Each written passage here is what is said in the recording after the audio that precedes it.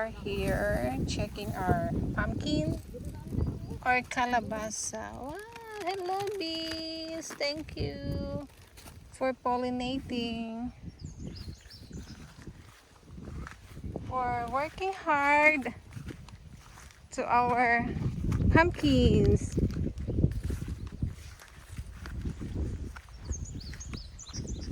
Maraming bunga. Nag-ano din pala ang carrots, daddy, oh. So yan guys, may carrots din pala dito. Overdue na yung carrot. Overdue na. Ipa-seeds na lang nato. Ayaw. Ha? So, ma'am, apakan mo gang.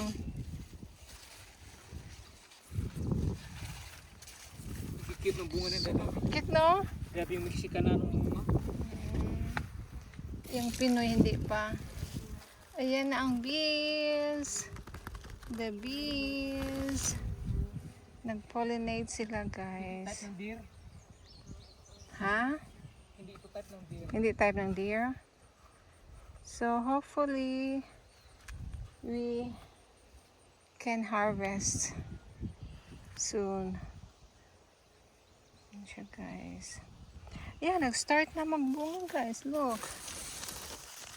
Ayan. Yan yung bunga niya. Ang daming bunga.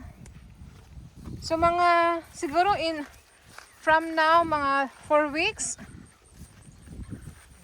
No? 4 weeks. Maka-harvest na ta. Saan yung mga bunga? Ah! Ang laki, daddy! Look! Wow! So big.